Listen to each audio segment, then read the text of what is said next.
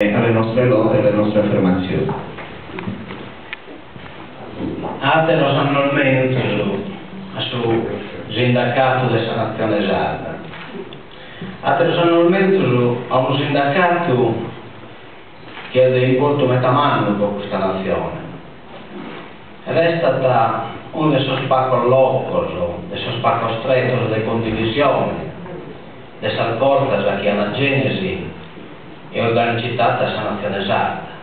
In questo sindacato si viene a vivere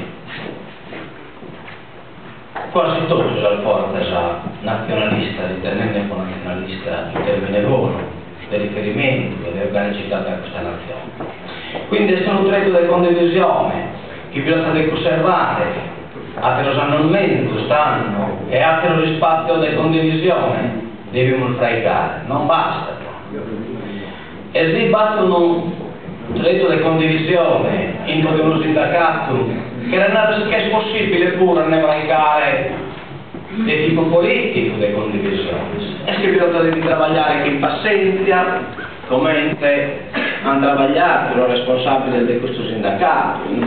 Io bisogna pure, ma non sono protagonista del suo mantenimento e del suo vivere in questo sindacato. Non faccio vita sindacale, non mi basta sul tempo, le che tu pure hacker e toro grassa almeda invece a chi era il pacchetto. Ma questo sindacato non è che è un sindacato che difende solo i lavoratori dal sfruttamento, dalla discriminazione. Questo è un sindacato che impara giù che è un attimo il modello di sviluppo. Cioè questo è un sindacato della nazione sarda, cioè che propone un'altra cosa rispetto a ciò che oggi non hanno proposto. Questo è un sindacato che ha un'avvertenza non solo del tipo operaio del lavoratore, ma di un'avvertenza nazionale. Questo è uno sindacato che contrappone la nazione sarda colonizzata al suo colonialismo che le eseguita a imponere economia, modello, struttura e fallimento. Ecco proitimus presentes, pare da questo sindacato in cui si sciopero nazionale, della nazione sarda, del Cagliari, che hanno detto che sono sindacato italiano, ma noi non siamo questo sindacato italiano, noi siamo i musinieri, che sono operai di Sarcova, non sono nati, non ho spotito lasciare gali in mano a suo sindacato italiano. Sono una festa sindacale.